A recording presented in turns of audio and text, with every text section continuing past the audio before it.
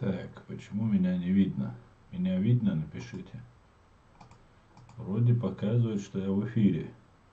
Вот. Задерживает немножко. Ассаламу алейкум, витаю вас, друзья. С вами снова я, Орти Аслан, на канале Реалити. Сегодня 9 сентября 2022 года. И поговорим о насущных проблемах касательно нас и Украины. Ну и, конечно, фашистской России, друзья. Витаю вас всех, Фрею, Светлану, Босс, Ури, HG и так далее, Любомира, Довиле, Аслан Лорс, РР, Шака Мака. Ва алейкум ассалам. Друзья, приветствую вас всех, витаю вас. Сегодня я постараюсь вам показать, хотя бы часть из того, что я наблюдал за последние дни. Постараюсь, чтобы у вас сложилась полная картина происходящего. А происходит следующее. Украина особо, как говорится, ничего не предвещала беду. Жила себе Украина, оборонялась, отступала, защищалась. И потом резко, не уведомив противника, перешла и нас, кстати говоря, тоже, перешла в контрнаступление. Ожидалось в августе это контрнаступление, но ожидалось оно с той стороны, что русские стягивают войска, и они еще с новой силой ударят по Украине. Но, как мы видим, все ресурсы русские исчерпали еще в Мариуполе, и после этого, после Лисичанска, фактически остановили свое наступление и еле удерживали. Стоит отметить, что за полгода, более 6 месяцев войны, 7 месяцев, более полугода войны, русские продвинулись на 10 километров, украинцы за 3 дня, за 2 дня обратно на 50 километров отодвинулись. Нам рассказывают, что Украине не хватает оружия, что постоянно ленд-лиз еще не включен, как мы знаем. Что так и есть, по факту и ленд-лиз не включен, и оружия недостаточно, но его оказывается достаточно, чтобы украинская армия перешла в контрнаступление и потихонечку, не бья себя в грудь, продолжает развивать успех. Захвачены несколько десятков населенных пунктов, маленьких деревень, сел и некоторые более крупные уже населенные пункты. И давайте об этом поговорим, посмотрим, что происходит. Русские сдаются, моральный уровень русских, он очень низок. Мотивации у русских никакой, это объяснимо в принципе, мы никого не упрекаем за это, мы единственное, что хотели бы, чтобы русские опомнились и перестали убивать и нас, и украинцев, и всех, кто не хочет жить в их тюрьме народов. Вот все, что хотелось бы. Обращаясь к русским, которые меня увидят, вероятно, я знаю, что русские оккупанты в Украине тоже меня смотрят, могу им сказать, что вы можете считать меня своим врагом, наверное, это так и есть, но я могу вам сказать, я вам не больше враг, чем Гиркин, который развязывает войну. Есть все основания полагать, что взрывы домов в 1999 году совершали под его чутким руководством, при его непосредственном участии. То есть была развязана война против нашего народа, где погибло сотни тысяч гражданского населения нашего, и погибло за 2 русско-чеченские войны от 85 до 220 тысяч ваших солдат. Не говоря уже о том, что 5 миллионов побывали на этой войне в Чеченской республике Ичкерия. И фактически срез русского общества, благодаря таким людям, как Гиркин, морально, психологически деградировал на протяжении последних 22 лет правления Путина. И вообще с начала этой войны до Путина начатая война, которую Путин и банда ФСБ аккуратно затушила, понимая, что не может выиграть, как и сейчас в Украине она это не может сделать.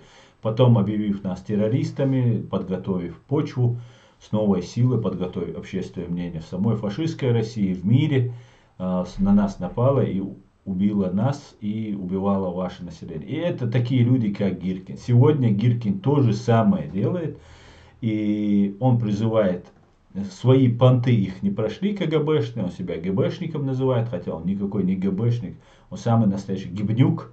Госбезопасность, безопасность государства, это очень достойная профессия, охрана, служение государству, в любом государстве, но только не в фашистской России. Это обычные гибнюки, которые считают, что убивать это и есть защита государства и граждан этой страны. Так вот, Гиркин призывает к мобилизации, понимая, что их игры не удались, что их понты не прокатили, и теперь обычным русским мясом придется затыкать все понты и какие-то иллюзорные мечты, вообще фантомные какие-то имперские боли КГБшников, гибнюков, таких как Гиркин. Так вот, я призываю, обращаюсь к русским оккупантам, и вы опять же можете меня считать врагом, наверное, таковым я и являюсь для вас, но я могу сказать вам одно, со всей ответственностью, за которую можете меня спросить лично, кто послушает меня, и окажется это не так. Это сказано уже и сделано для этого очень много. Украинский плен – это не русский плен, вам лучше сдаваться, в Украине вам гарантируют сносные отношения, вам гарантируют жизнь, вам гарантируют лечение в случае, если вы требуетесь в этом лечении, нуждаетесь в этом лечении. В случае необходимы вас могут переправить в Европу, например, в страну Литву, где вы можете просто спрятаться, изменить документы, получить вид на жительство и так далее. Поэтому есть два варианта, нормальных варианта, которые более-менее сносны в этой ситуации. Это отступить, бежать или же сдаться в плен. Я бы на вашем месте, конечно, сдался бы в плен. Это головная боль для Украины, конечно, это проблема для Украины. Ваш плен никому не нужен, но и было бы хорошо для них, если бы убрались бы. Но с другой стороны, я считаю, что как человек, который советует, как правозащитник, я советую все-таки не убегать, и там вас снова подготовят, отправят, просто сдаться в плен украинцам и надеяться на справедливый суд, и затем, вероятно, или выезд за границу, в Европу, или же войне. Сдаваться где дуальт омма би эрен душун аш деште, эрен халлак хульш душун шу. Вы зря будете погибать, вы будете погибать только лишь для того, чтобы Путин лишний день, банда, система КГБ, ФСБ просуществовала, чтобы она сохранилась. Вот как-то так делаем обращение. А теперь я бы хотел вам показать видео, которые есть. Ну, как обычно, вначале я вам покажу видео, которое раньше я вам показывал, не видео, а пока зачитывал потери русских оккупантов. Сейчас я вам покажу видео с потерями русских оккупантов от Генерального штаба Збройных сил Украины.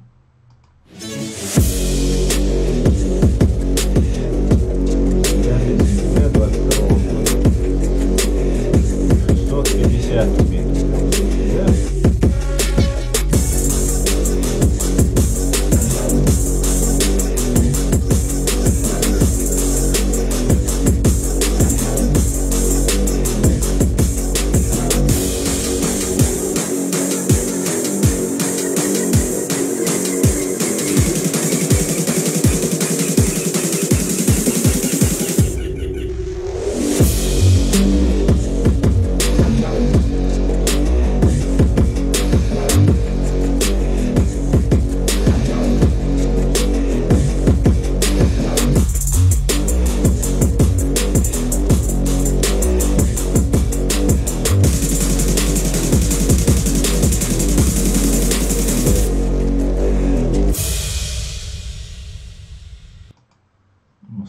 Украине. Так, друзья, далее хотелось бы вам... Сейчас у меня виснет интернет опять. Так, вернулся.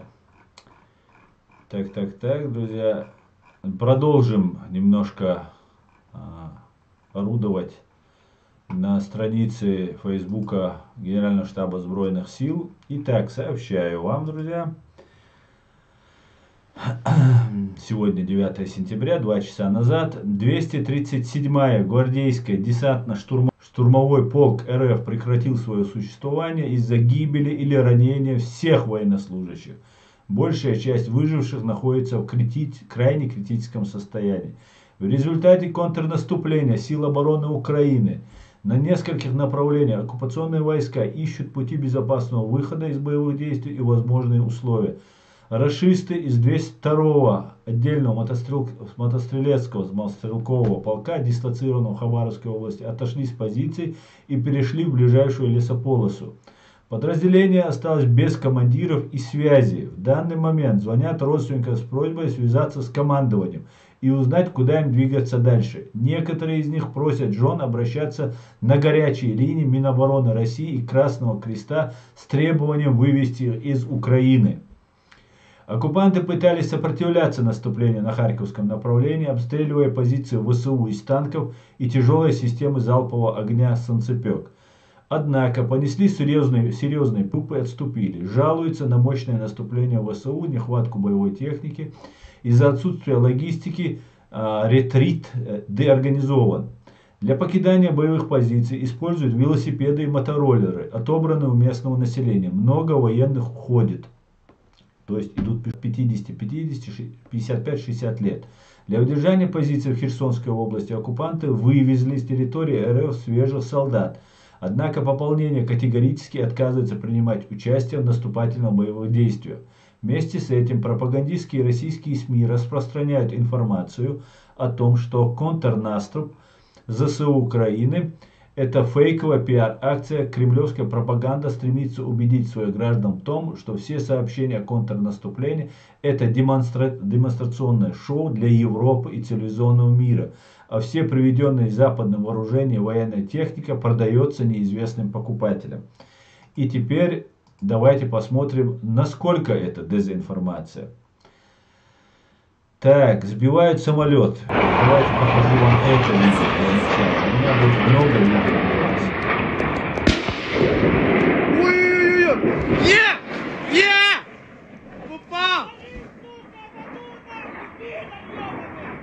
Самолет, русский летающий гроб, улетел в небытие. Так, этому мы товарищу вернемся, Кикунину имеется в виду. Британская пресса сообщает, украинские войска нанесли неожиданно удар по Балаклее. Русская BBC Нью-Йорк, русская служба. Что я хотел бы еще сказать, тоже очень важно. Например, я заметил за Фейкиным и за Гудковым такую странность. Эти два человека несколько раз в своих эфирах говорили, что вот если украинцы возьмут Херсон, то все, Путина режим падет. Я не понимал этой логики, но я задумался над ней. Почему же, если возьмут именно Херсон, не Мариуполь, не Крым, не какой-нибудь другой населенный пункт, а именно Херсон, и режим Путина падет? Ну что может этому повлиять? Ну взяли Херсон украинцы, ну и что? Даже если всю Украину освободят украинцы, это еще не факт, что режим Путина падет. Потому что режим Путина это система КГБ, это не одна война Путина, как нам хотят представить Гудков там или Байден. Не имеет значения. Люди нам так пытаются это представить. Но они говорили про этот Херсон. И когда уже пошло контрнаступление, я теперь пришел к выводу, что в Херсоне украинскую армию очень ждали. Видимо, там собирались дать очень сильный бой, были подготовлены силы. Украинцы же сделали обманный маневр, сделали наступление ровно до тех пор, до каких пор они не несли бы большие потери в Херсонском направлении, и одновременно ударили в Запорожском и в Харьковском направлении. Харьковское направление самое успешное, по всей видимости, и вот этот успех достигнутый вооруженными силами Украины, они собираются, ну и было бы в данном случае неверно, если бы они этого не собирались делать, развивать этот успех. По всей видимости, у них это успешно получается. Опять же, моральный дух русских оккупантов очень низок. Ту массу, которую они готовились, да, подготовить там, к 1 октября, когда призывников они будут уже посылать на войну, всеобщую мобилизацию или еще какие-то у них были заготовки, какие-то оружия, которые они закупают. Все это оказалось, не успели применить, скажем так, не успели подготовиться. И будем надеяться, что вот это наступление просто как снежный ком, как маленький снежок, который сбрасывается, скатывается с горы, будет набирать обороты, и этот снежный ком станет большой лавиной, которая сметет до Москвы фашистскую Россию. Верим в ЗСУ, и, о Аллах, благослови ЗСУ, помоги им, убереги каждого из них, убереги от пули, от ранения, от смерти, даже от маленького дискомфорта, о Аллах, убереги их, даже от солнца и дождя, который будет им мешать, в случае, если им будет мешать. Так, переходим, посмотрим, насколько все фейково украинцы ведут. Это не все, я еще раз скажу, я вам покажу не все, потому что все показать просто я вам не успею, я просто то, что я успел увидеть, почитать у себя на странице Facebook. Так, это задержанные русские оккупанты. Вот полковник сидит.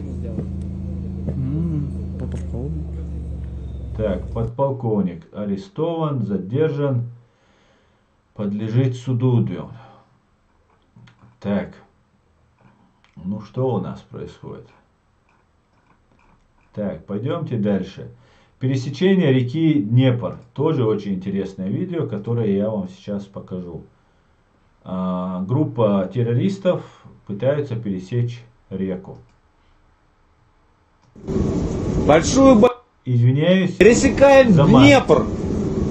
Большую реку. Самую узкую ее, сука, часть. Бомбили ее сегодня, бомбили, блядь. Лишь бы сейчас ничего не пролетело. Ах, блядь.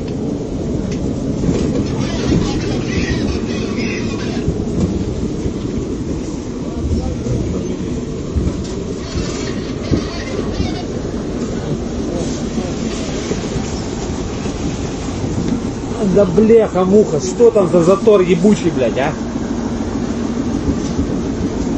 О, Господи, спаси и сохрани нас на этом понтончике вшивом. Вот это прилет, яма такая. Происходят постоянно какие-то проблемы, да. Сейчас постараюсь вам включить.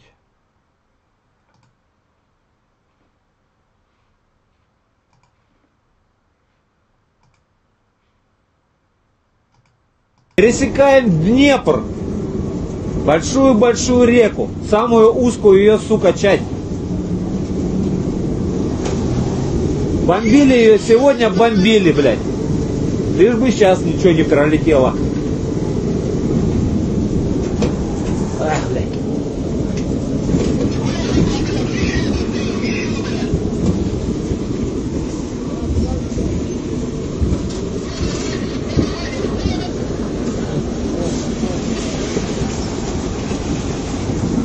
Да бляха-муха, что там за затор ебучий, блядь, а?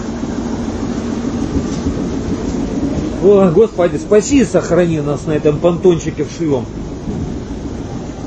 Вот это прилет, яма какая.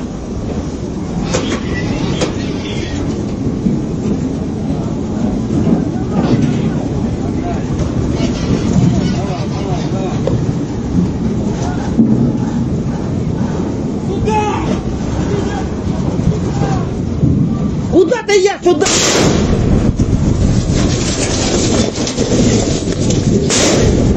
Господи, помилуй!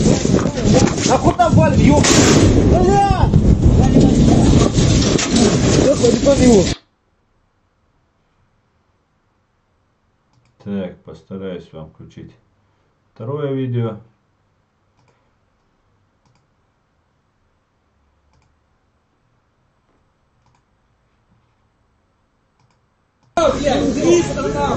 Блять!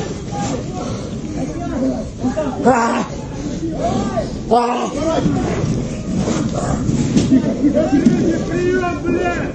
А!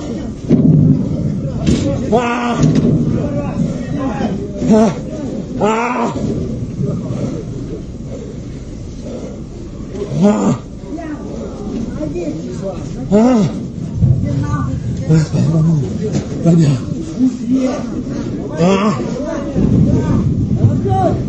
А!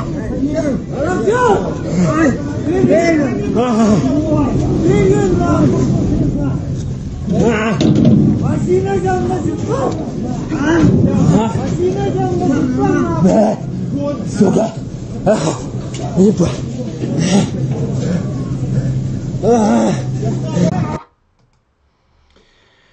Так, продолжаем дальше смотреть. Задержание следующего террориста. Так, вот такие пидоры приехали. Так. Так. Ну, лета нету. Ну все. Так, парни, это ленд-лиз от России. Русня осталась неиспользованным. Смотрите, вот это все фейки. Не верьте своим глазам, верьте российским СМИ. Доброго вот вечора. Еще видео. А взагалі ранок. Наколотили мужчинки за ночь, бля.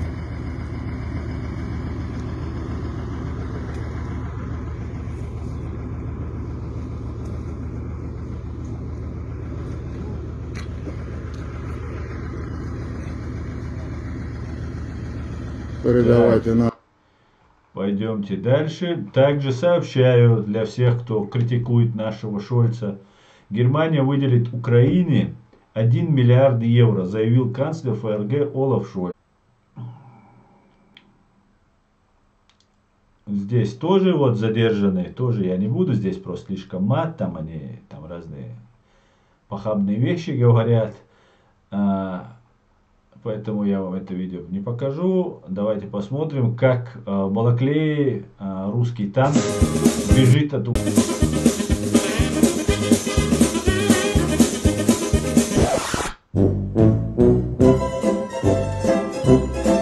Вот что делает страх, вот что делает деморализация, когда ты испуган и ничего не понимаешь и не соображаешь.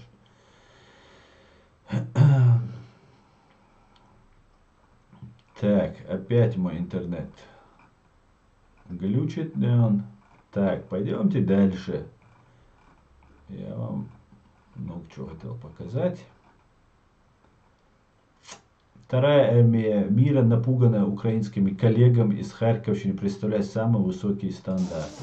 Так, друзья, обращаю внимание, как бегут оккупанты, бросая технику в воду. Трофеї тікали, потопили.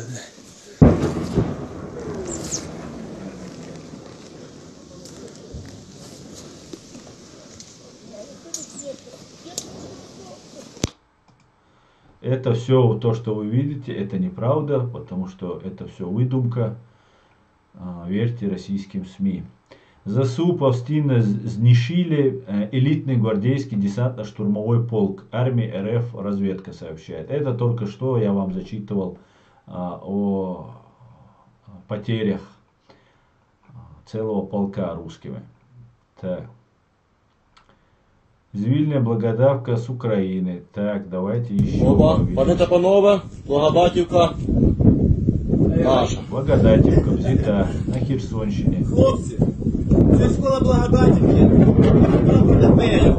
Такий прапор буде висіти в кожному селі нашої суверенної держави. Україна незламна. Україна побідає. Слава Україні! Героям слава! Героям слава! Так. То также сообщает Deutsche Welle, что Россия перебрасывает резервы под Харьков. в Херсонщине не получилось. Перебираются сейчас все под Харьков. Да. Так, еще вам фейков. Так, немножко мало.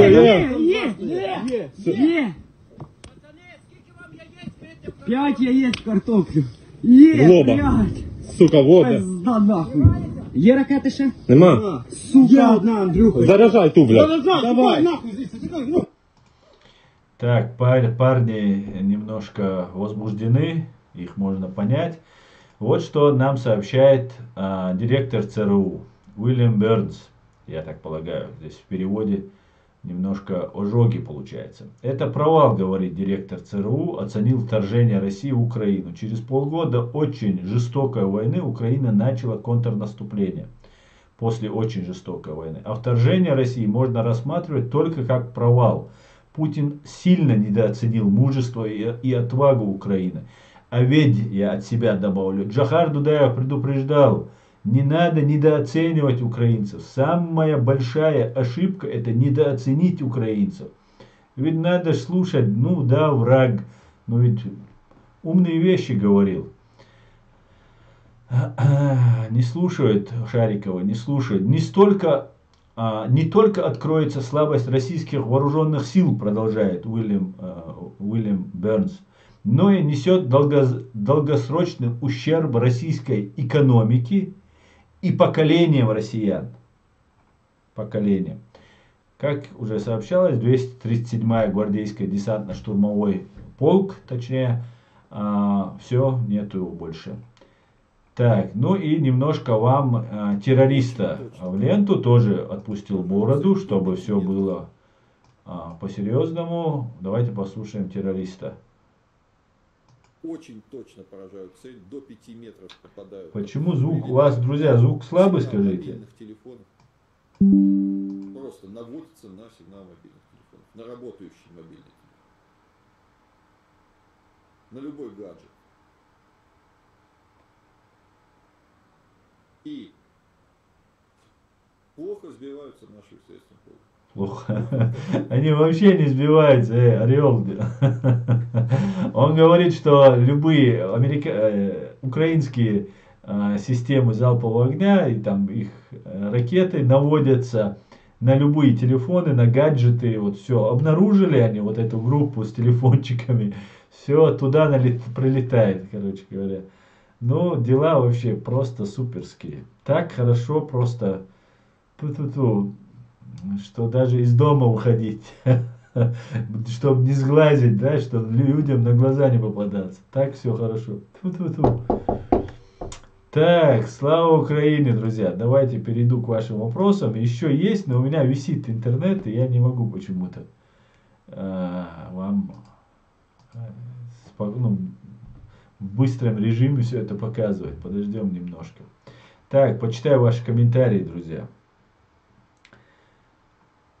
Так, полчаса у нас все. Аслан, Адуле, виснем периодически. Виснем, да? Ну, значит, я что-то пропустил. Я уже не знаю, короче говоря. Здравствуйте, вы смотрите Владимира Золкина? Венера. Нет, я, смотрел его, иногда смотрю, но не все постоянно. Нет, не смотрел. Все не смотрю. Сегодня похоронил кума, кадровый офицер, добрейший человек, душа компании. Никакой президент Украины не остановит меня воевать только на территории Украины. Буду воевать, пока жив. Юрий, примите мои искренние соболезнования. Примите искренние соболезнования все украинцы, которые сейчас несут страшные, невосполнимые потери. Мы знаем это как никто другой. Мы знаем, что это такое. Примите наши искренние соболезнования. Вы видели видео, где боец Маджахед пленил 2 десантников и как отнесся к ним снисходительно, хотя получил ранение в легкое. Альхамдулилля, хороший человек. Да, я видел это видео, что вот были задержаны, видел. У меня одной обрывается эфир. Так, видимо, не у вас только, не только у тебя, леди. Так, контрнасы молодцы. Украинцы, кстати, друзья, забавный факт. Но русские танкисты чаще взлетают в воздух, чем ВКС Рашки. Херсон, думаю, к октябрю освободят или же в октябре. Ну, будем надеяться, что это так просто продолжится. Это как карточный дом, просто может все рухнуть. Нету там той системы мотивации, военной какой-то системы, которая бы выдержала тот напор, который сейчас производит Украина. Посмотрим. Эта война ясно дала понять, что Рашка может воевать только со странами, которые слабее ее. Против НАТО Рашка вообще не ровнее, абсолютно. Не эта война, Шепард, я извиняюсь, но это было понято миром в 1994 году. Просто некоторые думали, что продолжали по инерции бояться. По инерции. Это миф о непобедимости русской армии развенчали 3-4 тысячи чеченских бойцов. И чеченский народ, который им это помогал. Российская империя всегда выбирала для нападения самую слабую жертву. Джахардар. Да, ночи, абсолютно так. Они все еще ни один Хаймарс не уничтожили. И не уничтожат. Зачем его уничтожать? Не надо. Салам алейкум. Алейкум салам. Дело в том, что со времен Афганистана рашистские бомбы не высокоточные. Поэтому их летчики вынуждены летать на низких высотах, а для Стингера это отлично, да. Фейгину Киднякин на Сотникин. Да, я смотрел видео, последнее видео Александра Сотника, где там, я видел видео, где Фейкин наезжает на Сотника и так далее. Но что могу сказать? Знаете, эта тема тоже очень большая и очень такая интересная на самом деле. Мы видим в информационном поле, благодаря в первую очередь, конечно же, Западу, в первую очередь Соединенным Штатам, в Ютубе, везде заблокированы российские средства пропаганды. И благодаря, опять же, огромного вклада Соединенных Штатов и Запада в целом, мы смогли одолеть, я себя тоже свою скромную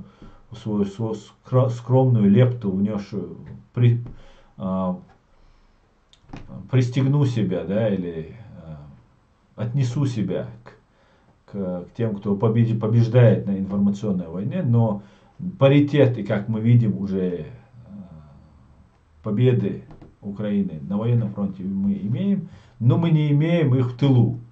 И у нас есть, вот, например, Арестович, которому, как говорят, дают какого-то полковника или подполковника, что вот он общается. Может быть, это какая-то там супер задумка, что они таким образом щупают. Потому что и Фейкин, и Гудков, они все время говорили про Херсон, надо брать Херсон, что вот если возьмут Херсон.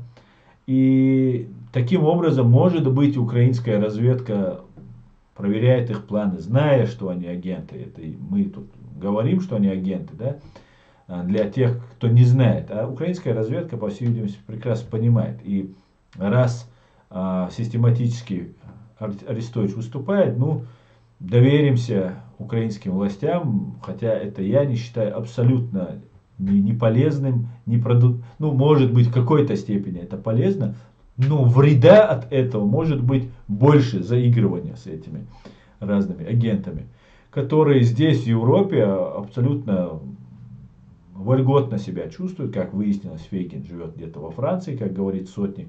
Я-то думал, он прячется якобы в России, но не знаю. Но если взять Вороненкова, Дениса Вороненкова, которого убили, этот человек реально в Украине, в Киеве его убили, бывшего депутата. Этот человек реально имел какую-то информацию, это реально серьезный парень был и реально был врагом. Его убили.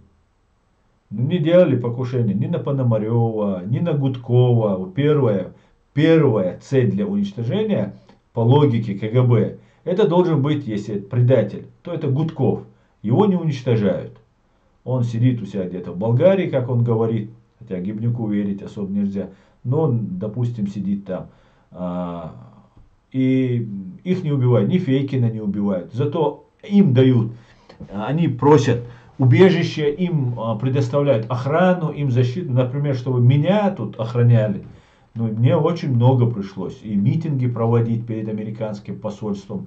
И, я не знаю, и писать, и днем, и ночью писать. И много чего пришлось мне пережить, скажем так, для того, чтобы начали относиться к тому, что я говорю, серьезно, скажем так. А вот к разным Фейкиным, там, Абдурахмановым братьям здесь, которые тоже живут, просят постоянно, что они только не придумывают, покушения на них они придумывают. Ну, это агентура, дело не в какой-то личности, ни к Фейкину, ни к Абдурахманову, как к таким людям, нет их нет. Дело в том, что, кого они представляют, какую работу они здесь проводят. Если каким-то службам удобно с ними как-то вот делать дела, но мне кажется, вреда больше, да, какая-то производительность труда появляется у этих спецслужбистов, у западных спецслужбистов. Но по факту-то мы приходим к тому, что фактически было уже, сейчас затухла эта тема, если вы обратили внимание, в связи и с наступлением, и с тем, что мы афишировали, что мы это проговорили публично, эту версию. Но фактически все остается так же, что Пономарев поддержал убийство, террористический акт против некомбатанта, и фактически у ГРУшника или ФСБшника, у Патрушевцева, Фейкина, фактически сказал, что это Зеленский, что это нужно Зеленскому, и начал потихонечку к этому подводить.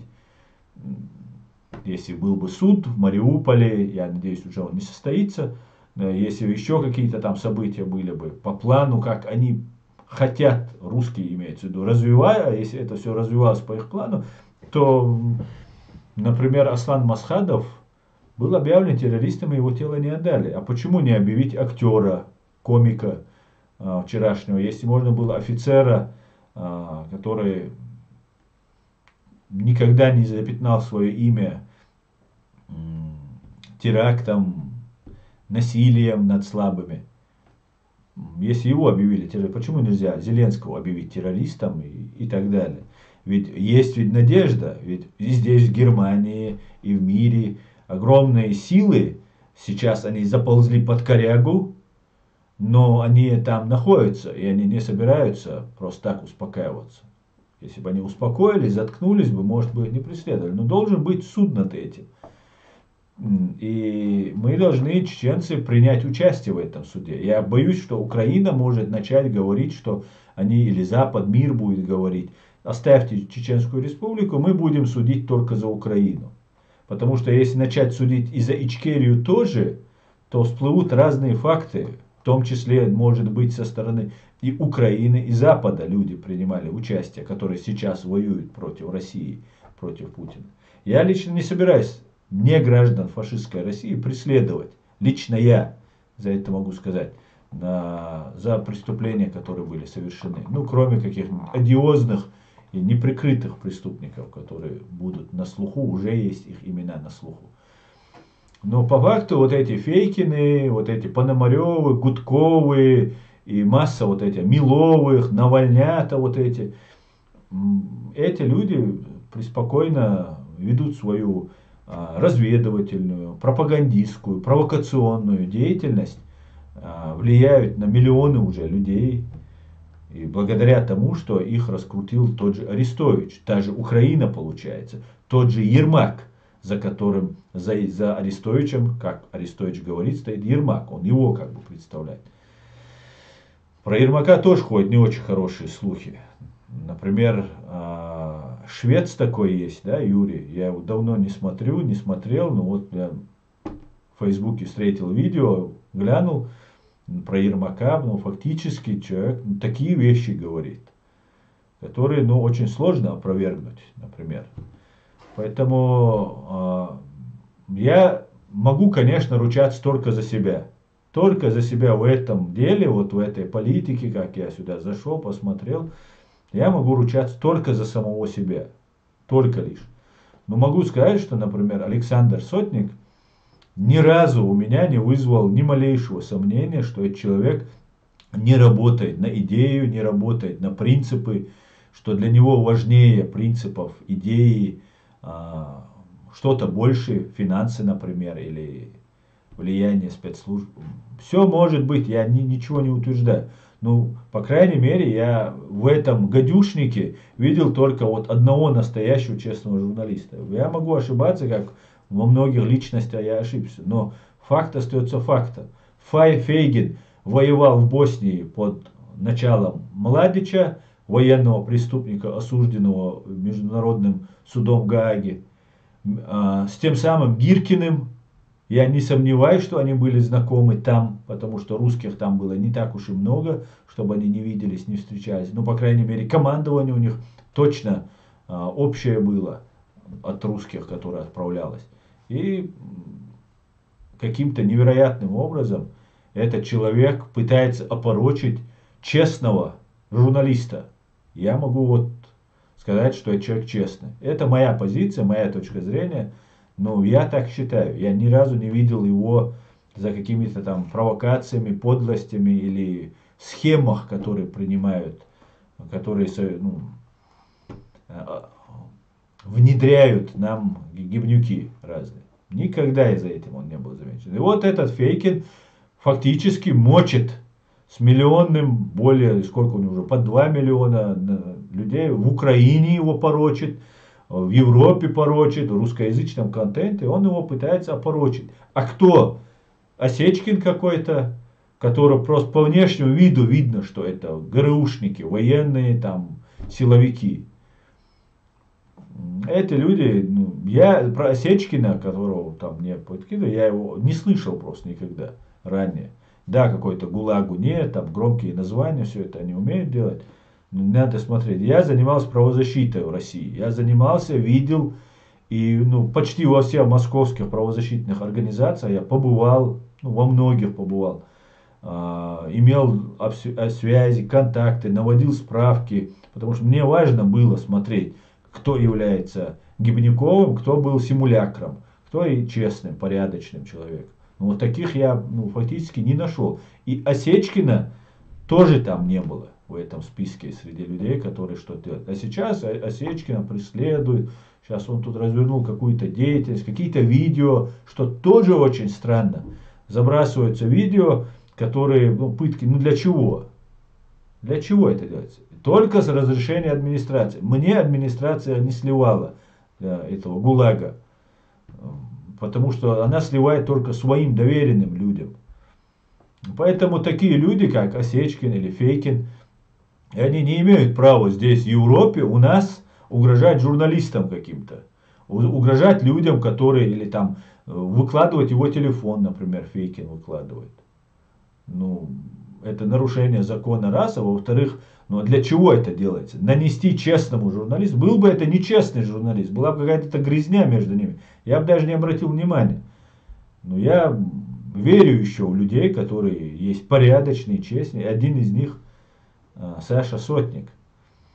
Поэтому Фейкины, Миловы, Волковы, Абдурахмановы, кто там, вся вот эта российская оппозиция, так называемая, она должна убраться. Здесь, в Европе, из чеченцев должны остаться только ичкерикенты и нормальные россияне, которые не связаны с ГБУХой, с ГРУ, с ФСБ и так далее. Эти люди связаны. И правильно Сотник говорит, меня обвиняет человек, служивший под командованием Младича, обвиняет честного журналиста, и еще кто-то должен, а дал ему возможность обвинять или там где-то в чем-то его там упрекать, там, наезжать на него. Вес ему это дал. Арестович. Причем, может быть, конечно, делается это в каких-то нужных целях, но я не вижу, это все заканчивается, не очень хорошо. Да, какую-то выгоду извлекают, но большая часть это мин. Лучше не общаться с ними. Ни с какими. С Сотником можно, со Стамахиным можно. За россиян могу сказать. Шипицына я могу сказать. Все на этом ограничивается, по крайней мере, пока из моих знакомых. Есть еще, наверное, люди. Но эти люди, на которых, не обращает внимания украинская пресса. Посмотрим. Так, друзья, давайте дальше. Короче говоря, Александра Сотника поддерживаю и в обиду не дадим. Ни Фейкиным, ни Осечкиным, ни каким-нибудь там другим товарищам. Никому. Если вы не являетесь агентурой российских спецслужб, пожалуйста, успокойтесь. Если нет, получите пинка и уберетесь с Европейского Союза к чертовой свой ГУЛАГ. И будете разделять ответственность с этими преступниками. Про Фейкина я не сомневаюсь. С Осечкиным есть еще надежда, что исправится. Так, у меня пишется, когда захожу на ваш канал, этот канал недоступен для просмотра в вашей стране. Вы подписаны. Венера, вы, видимо, находитесь в России, раз такое говорите. Если у вас так пишется. Да, мой канал «Фашистская Россия» запрещен Роскомпозором на территории той самой фашистской России. Причем мой канал и канал антитеррора. Это два канала чеченских блогеров, которые запрещены. Все остальные блогеры, которые имеют сотни, там, больше-меньше тысяч подписчиков на территории фашистской России, не только не запрещены, наоборот, они желанно их принимают, и они являются продолжением той большой пропагандистской машины, которую соорудила вот эта фашистская Россия. Поэтому подписываться можно и смотреть наши видео на территории фашистской России. Можно, если вы просто у себя в YouTube измените страну, в которой вы находитесь. Этого достаточно. Все, вы можете спокойно продолжать смотреть, что вы не в России. Там, напишите Соединенные Штаты и все. Или Германия.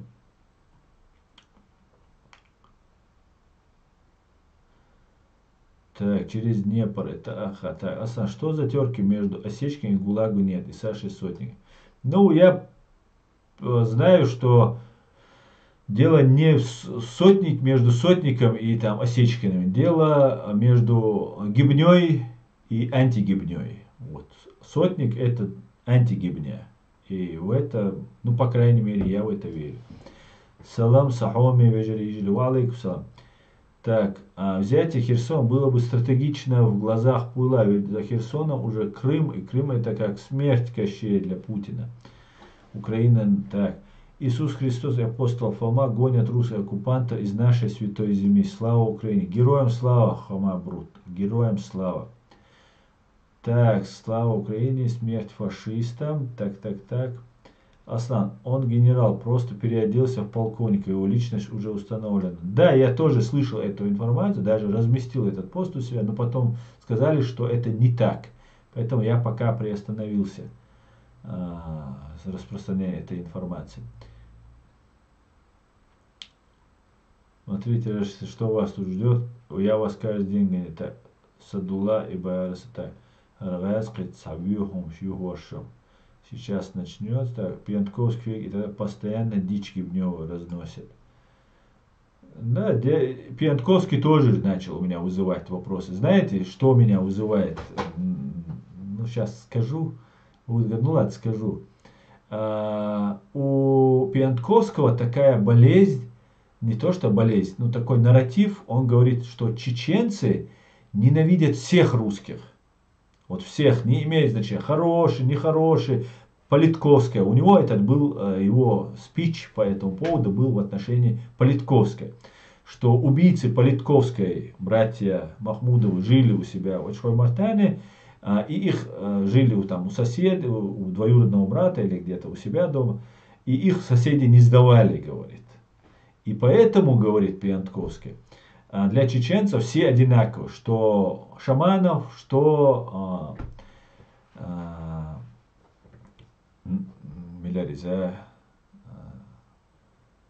Политковская. Уже голова запуталась сегодня. И я думал, почему он так говорит. И говорил, что это не так. Я ему писал об этом. Именно вот этот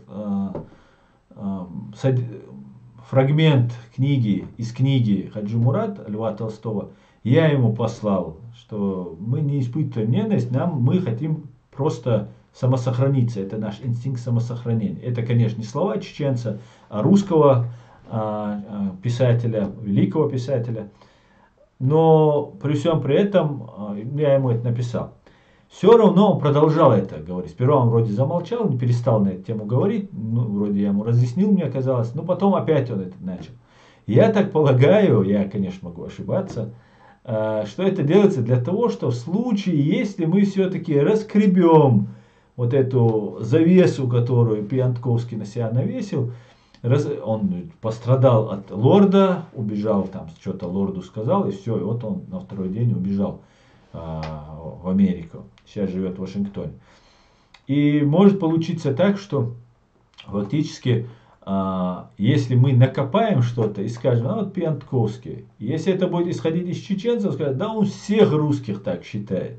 Так вот, я не всех считаю, я и Пиантковского не считаю, но вот это меня навело на мысль, почему он все время твердит об этом, хотя я ему уже и разъяснил, и это абсолютно не так, мы не испытываем ненависти ко всем русским, честное слово, нет этой ненависти. У нас вообще нет такого понятия испытывать к целым народам ненависть. Вообще это не в культуре чеченцев. Наоборот, мы пытаемся всегда выделить, именно преступника выделить. Потому что мы не так воспитаны. Мы воспитаны на законе, на правовых основах, на справедливости. И у нас невиновный не может быть виновным. И мы страдали, не будучи виновными. Для нас это вообще очень-очень ярко. Да может некоторым украинцам это даже не нравится. Когда я, например, могу сказать что-нибудь там, что я не всех русских не ненавижу или там кого-то уважаю и так далее, это может кому-то не понравиться. И некоторым чеченцам это может не понравиться. Я говорю в общем, в целом, да, чеченский народ, он не испытывает такой ненависти, о которой говорит Пиантковский, ко всем русским. К военным политическим силам, кто признает эту войну, кто радуется этой войне, кто поддерживает эту войну, финансирует, участвует, да, эти люди без сомнений являются врагами чеченского народа, и хотим мы этого или нет. Это инстинкт самосохранения, который писал Лев Толстой, что нам нужно, о ненависти никто не говорил, речь шла об инстинкте самосохранения. Просто нужно выжить. Для этого нам нужно оградиться от русских. Для этого я говорю украинцам, русских, именно политических русских, той имперской русскости, а не тех нормальных русских, которые есть и в Украине, и в нашем чеченском обществе, чеченском государстве. И здесь, в Европе, уехавшие уже россияне, которые такие, как Борис Тамахин, который в Украине, Сотник, ну и другие люди, Шипицын, например, Влад, и так далее. Есть еще люди, которых, по ходу, мы будем тоже приглашать, общаться, выводить их, как говорится, на свет Божий. Поэтому вот по Пиантковскому как-то так. Хотя правильные вещи говорит Пиантковский, и я его не подозреваю ни в чем, но дружба с разными Фейкиными и Гудковыми, она тоже ни к чему хорошему не красит никого, скажем так, ни Арестовича, ни Пиантковского. Так, все будет очки, слава ЗСУ. Героям слава.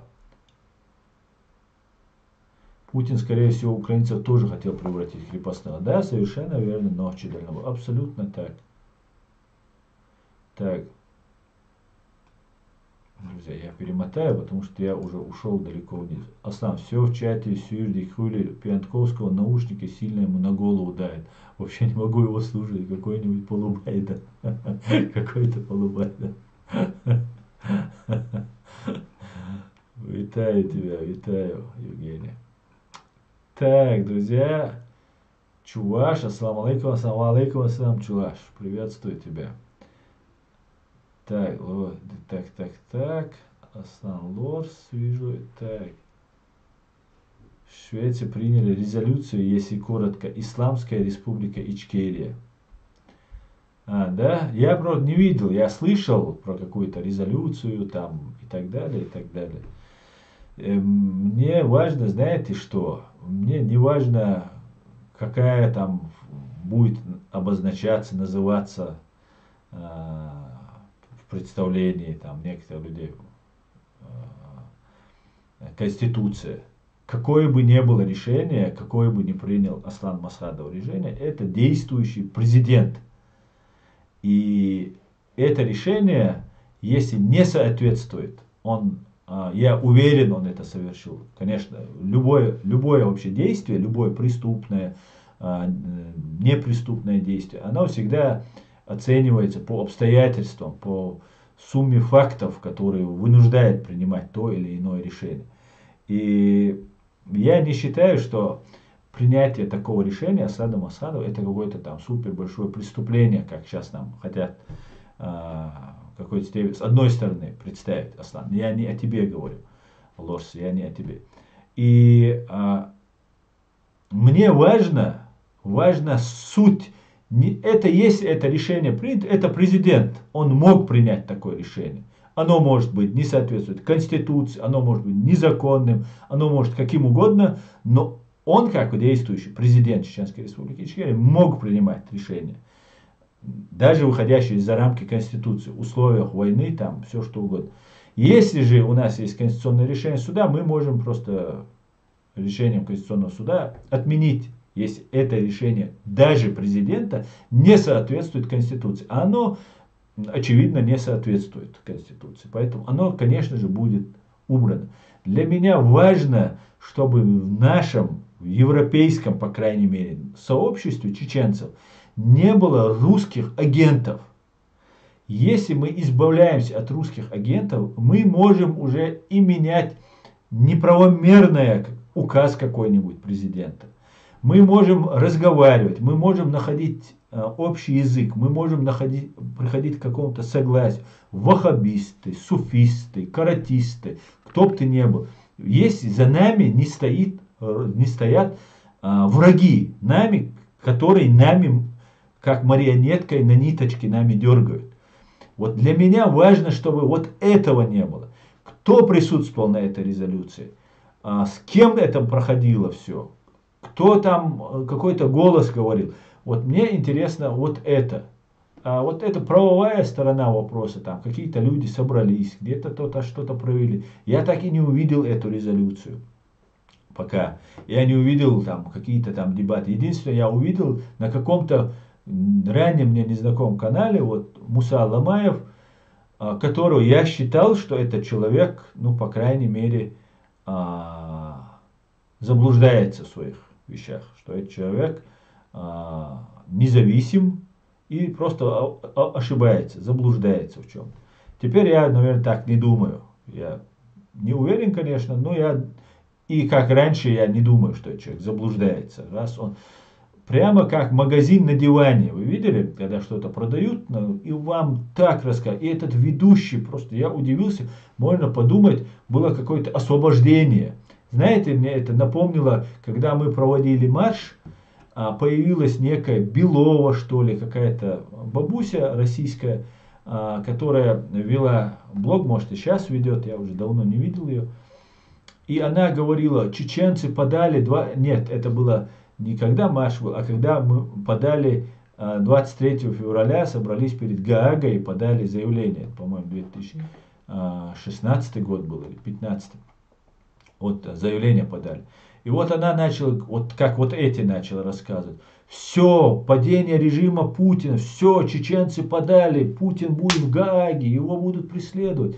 Наверное, лет 6-7 это уже прошло с тех пор. И вот это мне напомнило вот эту картину, когда Муса Ламаев, этот журналист, ну прямо, что это невероятно, что с 2002 года или там с какого 2004 года какие-то там события произошли и так далее. Вот эти громкие события, человек, который посвящен в это во все, я что-то их не заметил, этих громких событий, но я надеюсь, сейчас они покажут видео, покажут резолюцию и так далее. Но и все. Нужны действия и резолюции, там, признать, собрались там, признали все единого, там, руководство, там, признали туда-сюда. Отлично. Посмотрим, какие персонали. Давайте разбирать. Все, мы же открытое общество строим, мы строим демократическую правовую республику. Мы должны быть прозрачными. Все, кто выступает от имени чеченского народа, заступники чеченского народа, у него не должно быть одно условие.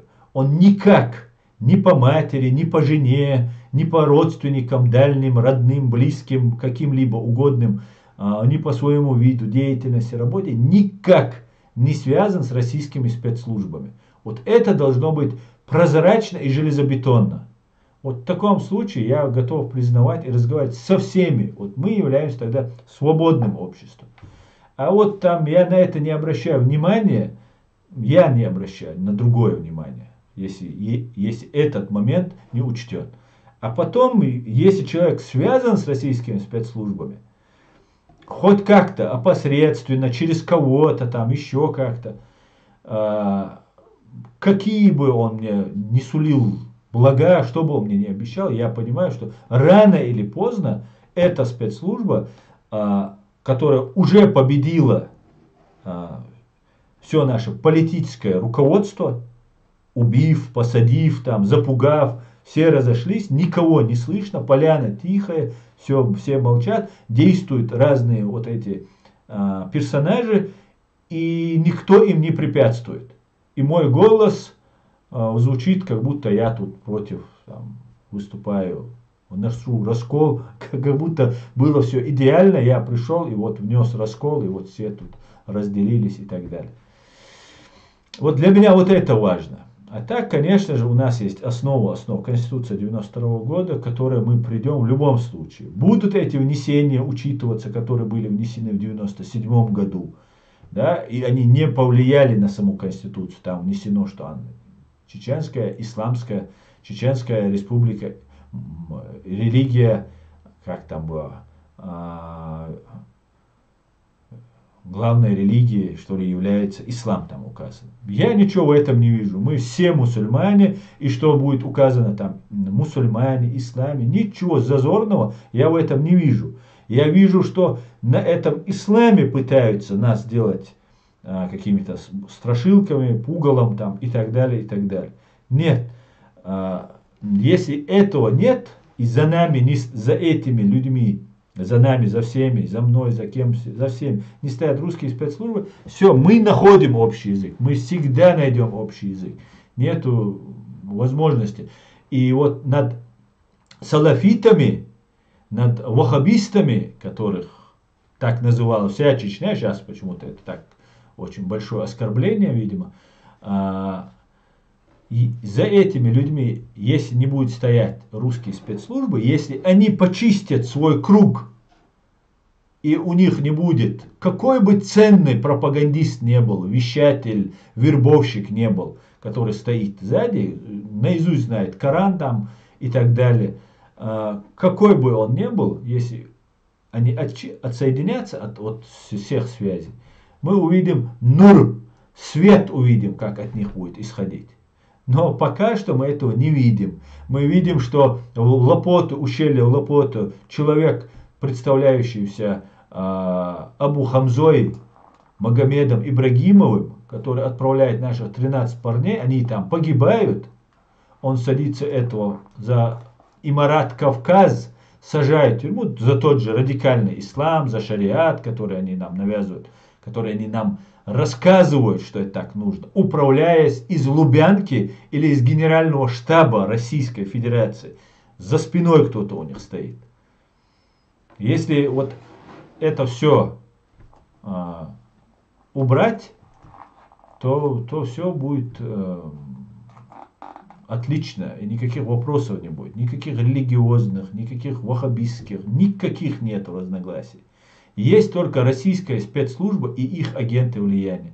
Но после вот этого ареста этого Магомеда Ибрагимова, Абу Хамза, который признался, что он работал на ГРУ в суде австрийском, никто не разоблачал этих людей. Ни представители Имарата Кавказ, которые живут в Турции, ни другие товарищи, которые общались вот с этим Абу Хамзой. Никто не зачистил этот круг, не придал это огласки, не сказал: люди, будьте осторожны, этот человек предатель. Что об этом говорит? О чем это говорит? О том, что там такого добра в этой среде полно. И им это невыгодно выносить ссор из избы. Вот до тех пор мы будем барахтаться вот в том, что мы находимся. У нас будет агентура, которая будет, мы можем там Арестовичу что-то предъявлять, мы можем там каким-то другим там Ермакам предъявлять. У нас внутри такая же каша будет видно. Поэтому мое условие, чтобы мы зачистили свой круг. Это единственное спасение нашего чеченского общества, которое может здесь объединиться и освободиться от полного влияния России. Любого влияния, любое, которое оно может на нас оказывать. Всячески мы должны. Только так мы спасемся. Никакие другие методы не спасут Ичкерию. Если у нас останется, или их должно быть меньше, мы их не должны знать, конечно, если мы знаем, конечно же, мы их должны исключать из нашего сообщества. Но у нас это должно, кодекс, должен начинаться с того, что ни одного агента влияния российских спецслужб не должно быть среди нас. Это железное правило. Только в таком случае мы пойдем к успеху.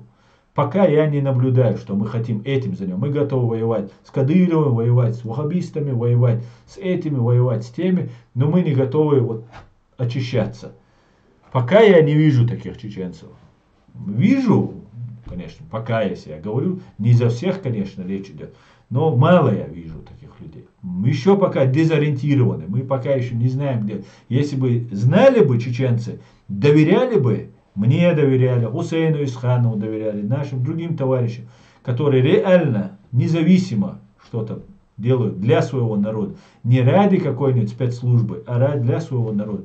Вот тогда бы народ объединился бы, и вокруг Хусейна Исханова объединился бы, и вокруг других людей, которых полно на самом деле, полно. Так, друзья, я опять перемотаю. Так, друзья. Аслан, за эту конституцию Ичкерии в 99 году голосовал мусульманский народ Чечни. Они говорят, что это харам. У меня, как у любого человека, вопрос к ним. Весь народ Чечни был кафирами. Нет, это мы, видите, мы уходим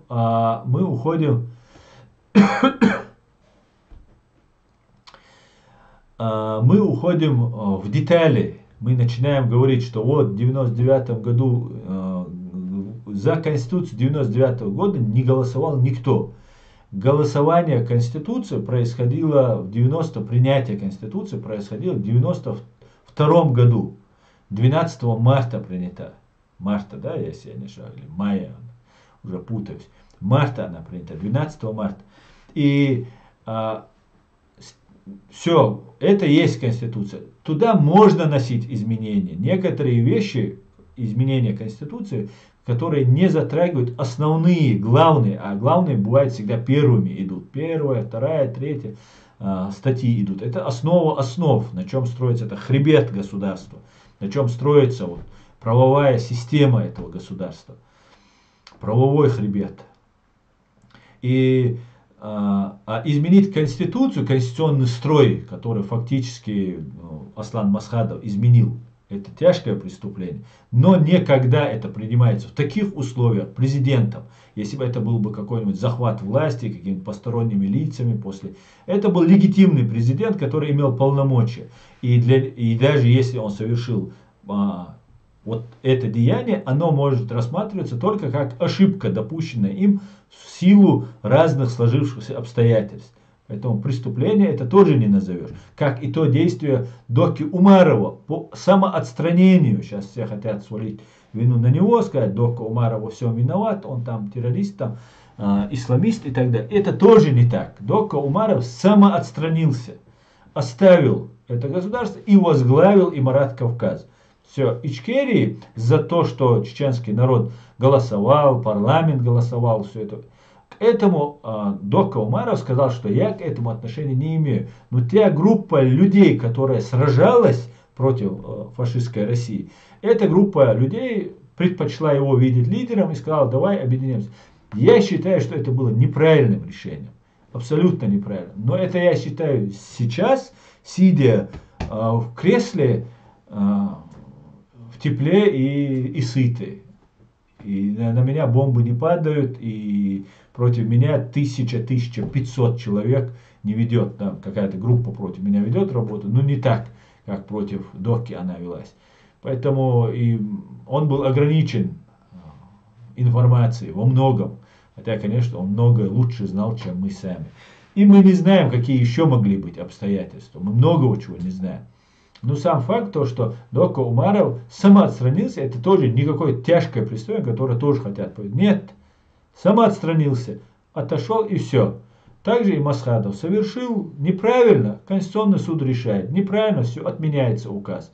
Так как Аслан Масхадов погиб, отстаивая свободу и независимость своего народа, подсудности он не имеет. Поэтому вот как-то так. Мы не были кафирами. Все, кто нас называет кафирами, все, кто нас называет какими-то там нехорошими вещами, это или происки врага, или абсолютно недальновидных людей, что ничем помочь мы этим людям не можем. Так, посмотрите видео. Так, Берше, благодаря которому вся Чечня приняла ислам, и на второй же день после его убийства нас соседи в личных интересах втянули в войну с Россией. Этот момент, к религии надо приходить самостоятельно, и только самим надо читать Коран, и все ответы самостоятельно вы найдете. Тем более, сейчас есть возможность у каждого, и аудио, и записи тоже. Совершенно верно, это абсолютно так. Топай Чермой строил светское европейское государство и международные договоры заключал. Какой-то Узун Хаш Бусул Пачал или Нангуэртен уничтожил всю государство. Фрея Хусейну Исхану доверяю. Я тоже. Та из Дешбук Юх Таган Леч Дина от Идиоч от Узун Хаш Динерг. Может быть, может быть.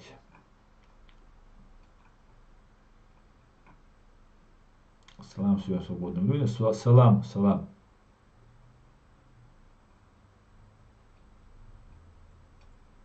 Как вы думаете, взошло ли солнце или еще нет? Говорит УРПЛ разума. Или игры разума. Я читаю как. На английском. Ну что вам могу сказать? Я очень надеюсь, что это первые лучи солнца. Первые лучи. Конец-то мы должны поверить в свои силы. Конец-то это должен же наступить. Не должен же он наступить через 10 лет. Или же мы опять не должны же проиграть. Мы же в это верим. Сейчас просто нету ни одного шанса у русских выиграть. Не знаю, есть ли у нас шанс выиграть или нет. Делайте сами вывод. Но у русских выиграть нет никаких шансов. И если сейчас не вмешается пятая колонна, агентура, еще какой-нибудь там метеорит какой-нибудь или еще что-то, то, конечно же, это, я считаю, первые лучи восходящего солнца свободы, которое восходит над Украиной.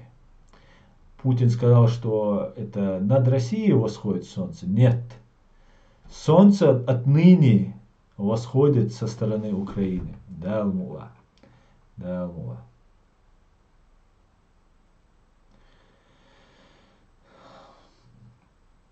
Так, ночью не спит только Сахи, постук самочуя.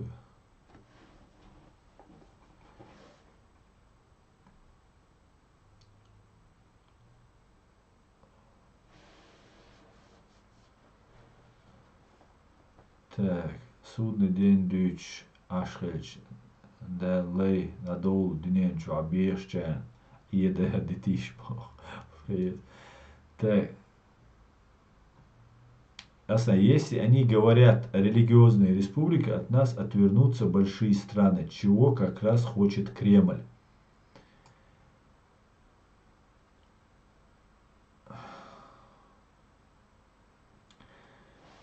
Конечно, абсолютно ты права, Фрея. Если сейчас мы говорим о том, что сейчас говорят вот эти люди, которые сейчас собрались в Швеции, то, конечно же, Запад не будет поддерживать.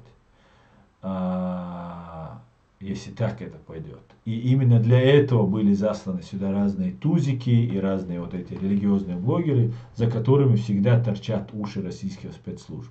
Мы это все прекрасно понимаем. Вся эта религия, не только сейчас блогерами, на протяжении всей вот этой войны, благодаря этой религии русские очень успешно нами манипулировали. Это факт. Аксиома, скажем так. Поэтому сейчас происходит та же манипуляция, вероятно, возможно. Я просто не придаю значения вот этой встрече, там какой-то исторической, грандиозной встрече каких-то людей. Это было не в прямом эфире, я не видел до сих пор этих видео, я не знаю, что там было, но я приблизительно представляю, что там было. Может, там были очень уважаемые люди, и там реально какое-то супер какое-то решение принял. Может, там был Аят Эдигов, который там пошел. Аят Эдигов ведь тоже говорит про Закаева не очень лестные вещи. Поэтому, если объединение происходит, то, конечно, обойти Аяда Эдигова тоже не получится ни у кого, да? Не только самого Аяда Эдигова, и у людей, которые его поддерживают. Аяд Эдигов уже взрослый человек, но сам факт остается фактом. Поэтому, что они там будут говорить? Ну, будут ли говорить, например. Пока не будет ясности по поводу агентуры вокруг всех этих людей, для меня не является никто ни властью, ни представителем. Меня не может представлять человек, которому я выражаю недоверие, как связанному вокруг него людей, связанным с русскими спецслужбами. Это мое простое правило. Может оно ошибочное, может там еще что-то. Но это мое правило, от которого я не собираюсь отказываться. Что бы это мне ни стоило. Ни за какие ковришки, ни за что я не готов отказаться, потому что я знаю, чем это закончится. Какие-то там супер специгры, я в них не играю. Я просто знаю, чем это все заканчивается. Для народа имеется в виду, да, может тот, кто принимает участие в этих играх, получит какую-то выгоду, и мне ее уже предлагали здесь, и заманчивые предложения, на их взгляд, были, но народ, в принципе, проигрывает от этого, я в это не играю. Поэтому, да, если нас представлять как религиозное исламское государство, да, нас, конечно же, от нас будут воротить, но никто не захочет с нами иметь дело. А зачем?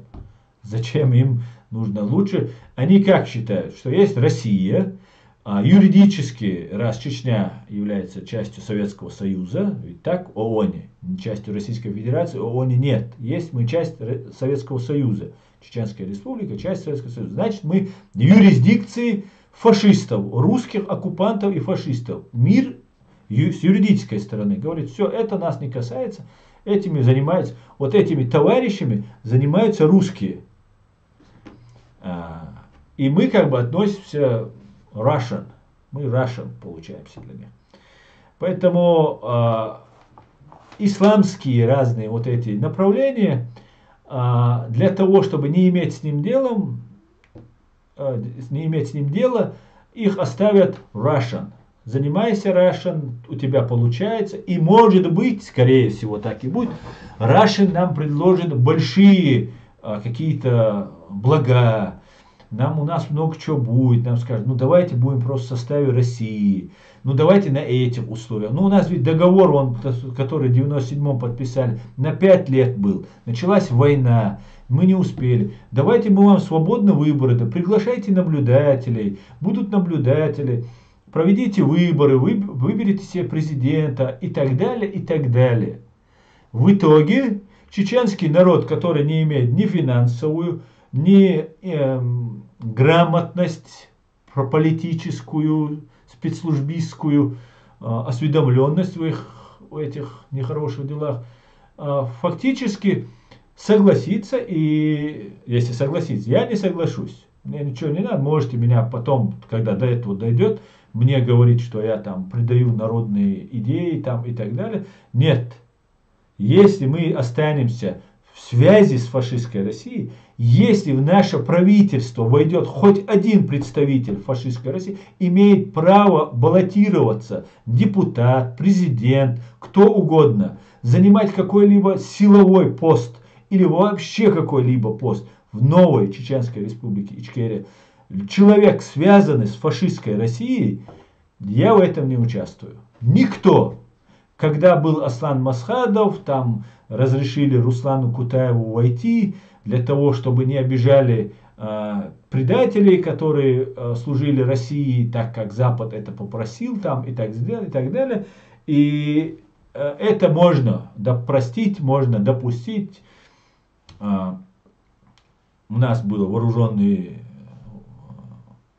люди, вооруженные формирования, у нас была власть, мы победители были, мир признавал нас таковыми. Тогда было, сейчас нет. Это была ошибка, но тогда это было допустимо, видимо, действовал из этого. Я бы так не стал действовать. Ни категорически, ни одного. А для того, чтобы мы сформировали настоящий чистый костяк чеченцев, которые могли бы преподнести Западу что-то, чтобы этот Запад отреагировал, потому что без западной помощи мы этого не сможем сделать. Для этого нам нужно вот здесь, в Европе, просто кристально чисто освободиться от всех, кто даже 10 лет назад с ними контачил, если у нас есть информация. Это не значит, что если ты там ездишь домой или ездил домой, ты сразу виновен там под подозрением. Это под подозрением может быть, но это не значит сразу, что человек связан со спецслужбой. Все ездили, вся диаспора. У нас почти вся. Многие не ездили, кто в теме занимается этим вопросом. Поэтому нужно вот, наверное, для этого, вот эта религиозная тематика, она для этого нужна. Но это я не считаю главной проблемой. Это следствие, к чему они идут. Я это считаю, что главное, еще раз, чтобы у нас не было никакой связи ни у кого, кто говорит от имени чеченцев, ни у кого связи с фашистской Россией. Ни по родственным, ни по семейным, ни по каким-либо там другим особям. Никаких. Вот этот человек должен быть таким. И все. Он должен вокруг себя уже формировать людей. Выявляет он связанного, он должен отгонять. Не выявляет, вот такие люди должны собираться. Мы должны вот хотя бы на время, это может занять год, это может занять 10 лет, пока мы здесь формируемся, и у нас представится возможность для того, чтобы нам откликнуть. Это не 10 лет, конечно же, это займет максимум следующий год, я так полагаю, теперь-то уже это очевидно, но здесь очень много еще неизвестных значений, которые могут еще произойти. Но факт остается фактом. Мы вернемся свободные на свою свободную страну и землю, если мы сможем убрать агентуру. Если мы не убираем агентуру, мы возвращаемся в то болото, в которое агентура российских спецслужб нами будет манипулировать, управлять, убивать, сажать, дискредитировать и так далее. И интересы чеченского народа опять окажутся после того, как интересы российского, русского народа, или КГБ, или группы лиц, которая будет пытаться удержать власть, они окажутся на втором плане после интересов вот этих людей. Для этого нам нужно очиститься не просто потому, что мы не хотим их видеть в своих рядах. Это экзистенциональная угроза, угроза существованию нашего государства, нашего народа, свободного народа. А то уже свой, чужой, у нас так размыто, мы уже даже не обращаем внимания. Да, связан, это. Нет. Таким способом победу в войне не одерживают. Тогда какой вопрос, какая проблема была? Дудаев договорился бы, там, жили бы, там, не знаю, с Завгаевым, там, вместе поделили бы власть. Зачем? Зачем все это было?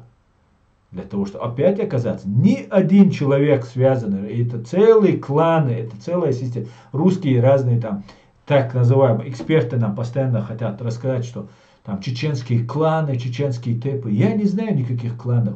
О каких кланах Гудков говорит? Я так и не понимаю. Каких тэпы, кланы какие-то. У Гибнюкова бывают только агенты. Он говорит, у меня какие-то там авторитетные чеченцы, но, видимо, его агенты или агенты его коллег, или его коллеги, ФСБшники чеченцы, говорят там такие-сякие вещи. Для какие-то кланы, тейп есть, это место происхождения, там, ну, знаете, что такое тейп чеченцы. А какие-то кланы есть Гибнюков, ГРУшников, там, 3-го, 10-го, у Гибнюков, ФСБшников, много этих кланов, там, какие-то там религиозные течения, какие-то боевые течения, спортивные течения, мотоклубы, там, ну, они везде все заполняют. Вот это все должно быть вычищено. От масонного адулди, что. Только тогда мы придем к победе. На основе нашего закона, нашей конституции. Как-то так, да.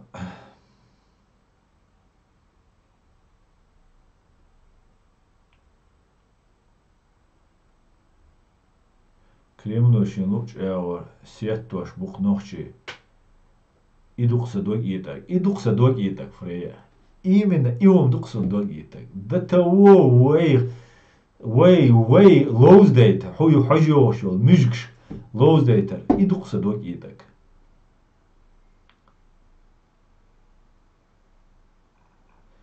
Так, друзья, религия, правительство должны быть разделены. Абсолютно согласен, Нохчикан. Религия вообще должна быть от управления государства. Например, у меня есть, юридическая организация. Например, я говорю. Я за оказанием консалтинговых услуг, допустим, занимаюсь. Занимаюсь консультированием правовым каким-либо. Я туда не могу принести что-то другое. Государство, юридическое, правовое государство, которое выступает, контактирует со всем миром, оно имеет определенные свое какое-то направление. Там религия не присутствует ни у других государств, христианских, не христианских, ни у нашего не должно присутствовать. Я занимаюсь, например, юридической своей организацией. И начинаю всем рассказывать про религию. Каждому клиенту, который пришел мне, чтобы я его просветил про какому-нибудь там семейному или авторскому праву, я ему рассказываю, что вот в исламе так, что ты должен прийти в ислам, что ты должен говорить про религию, поглаживая хорошо выглаженной, вымытой, побритой, побрызганной бороде рукой, я ему рассказываю. Ему это не нужно. Ему нужна только юридическая консультация. Все, ему больше ничего не нужно. Точно так же в государстве. Если ты хочешь заниматься религией, если ты хочешь посвятить себя Богу, пожалуйста, вся свобода тебе дается. Занимайся. Мир устроен по-другому. Ты не можешь заниматься и этим, и тем более ты и в этом не силен. Это факт. Ты не читал этих книг, ты многого не знаешь, ты не знаешь, как строить государство. А в итоге получится, что мы будем подчиняться какому-нибудь урайшиту, что он станет хозяином добровольно, чеченцы. А только когда добровольно это становится навсегда. Понимаете, это передается детям, внукам. Да, мы добровольно стали подданными короля Саудовской Аравии, какой-то там, который убил журналиста, расчленил его, его люди расчленили и выбросили. Вот это, друга Путина. Вот мы станем его подданными. Вот он нам будет указывать. Причем от него никакой помощи нам не будет. Просто мы будем использоваться. Вот так, задействовать исламский фактор на Кавказе. И чеченцы начинают, вот мы там. Вчера этого не было, сегодня появляется, и как будто это так и должно. Потом опять что-то новое появляется, еще что-то. Потом то, которое вчера этому противоречит, и все равно это принимается. Нет, так не должно быть. Мы будем думать головой. И не за нас будут думать русские, а мы сами будем думать. И государство — это большая ответственность. Мы должны сами строить свое государство. Мы сами должны его лелеять, защищать, думать, как его развивать. Думать о том, чтобы права наших людей были защищены. Это главная цель, которую мы должны преследовать. И так должно быть. И так будет. Цащий куёч. А все остальное это ерунда.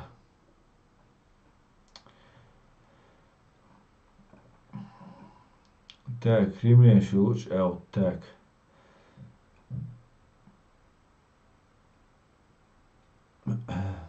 Исламскую Турецкую Республику даже приняли в НАТО.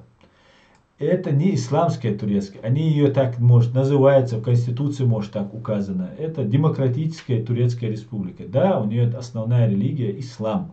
Как и у нас. Ничего в этом нет, что там будет указано. Абсолютно.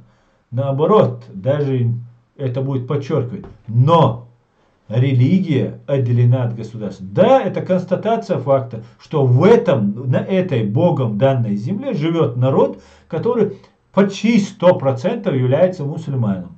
Исламским народом является. Все.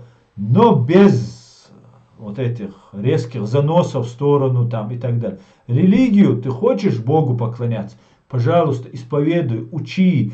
Ты должен образовываться, ты должен посвящаться, переходить на новый этап. Я не знаю, творить добро, созидать, там, я не знаю, молиться и так далее, и так далее. Это сугубо твое личное дело. А есть управление, это как фирма, это организация, которая должна управлять этим. Вот она, эта фирма, тебе дает гарантии, что твой ислам, потому что все вот в этой фирме, которые тебя защищают, полиция, милиция, спецслужбы, военные, все остальные, они твои, такие же, как ты. И ты живешь в комфорте, как ты живешь здесь, в Европе, и тебя никто не преследует. Никому нет дела, как ты молишься, просто не лезь никому. Не лезь со своим уставом, не говори им, что им делать, и все. Исповедуйся, исповедуй религию, какую ты хочешь. На основе нашей единственной Конституции 92 года. Да, это основной закон Фрея, и под этим знаменем, под этой Конституцией нас знают в мире. В юридическом, бюрократическом смысле этого слова. Поэтому только так.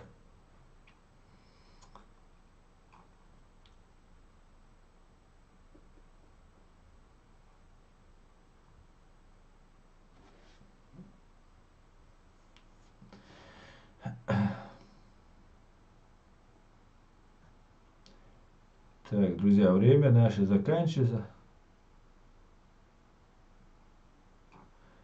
Время истекло, друзья. Да.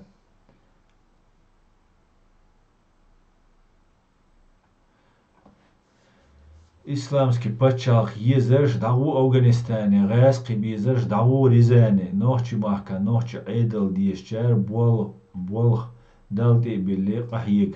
Лечи Аллах рейс хуйлонч, он из Бога. Аслан, в нашей среде много чеченоговорящих. Именно эти люди сеют смуту в нашем народе. Все эти говорящие вайпача не чеченцы, а их в нашей среде критическая масса уже. Дерборз, к большому сожалению, ты прав. К большому сожалению.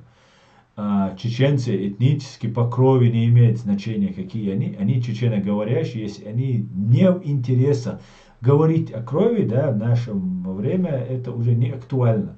Потому что чеченцы, по крови чеченцы выступают на стороне фашистской России и нас убивают так же, как это делают сами русские фашисты. Но при всем при этом есть люди, которые говорят на чеченском, чеченцы они нет, не важно, но они не выступают за интересы чеченского народа. Они выступают за чуждые, за вражеские интересы чеченского народа, за русские интересы. А это уже не просто они выступают за там немецкие интересы, которые нас, немцы, нас, Германия не убивает. Она нам не враг, но они выступают. Это был бы просто шпионаж, было бы просто там вред, который наносит. Большой вред, но всего лишь вред. А выступать за интересы кровных, кровавых, многовековых наших врагов, это предательство. Просто чистой воды это предательство. Поэтому мы должны избавиться, опять мы возвращаемся к тому, что мы должны избавиться от любого связующего. Я не призываю объявлять какую-то там охоту на ведьм, всех там подозревать. Я избегаю этого, но я должен четко дать понять, что только с такими людьми я буду иметь какие-то дела. Эти люди должны быть кристально чистые, прозрачные имеется в виду. Как и я не требую ни от кого больше, чего требую от себя. Я должен быть на рентгене просвечен полностью, как и они. И вот тогда мы строим государство. Остальные люди, люстрация должна уже применяться нами здесь, в Европе, среди нашего общества. Все, кто ранее занимал российские должности, российские посты, контактировал с Россией, они должны самоотстраниться по доброй воле. Если человек все равно лезет, значит понятно, что этот человек лезет не просто так в эту тему. Значит, его кто-то толкает, он на крючке. Вот знаю, друзья, на этом я свой стрим заканчиваю. Аду давлетук машвовело. Спасибо, что смотрите, спасибо, что поддерживаете. Все будет. Ичкерия, слава ЗСУ. Господи, благослови Америку. И в самом начале я должен был об этом сказать, но скажу в конце. Умерла на 90 каком-то году жизни королева Великобритании. Я выражаю соболезнования британской короне, британскому народу. Все мы умрем рано или поздно, и я очень надеюсь, что новый король будет так же достоин, как и предыдущий. Слава Украине! Все будет Ичкерия. Адикюэль, Маш Оэль. До свидания, друзья.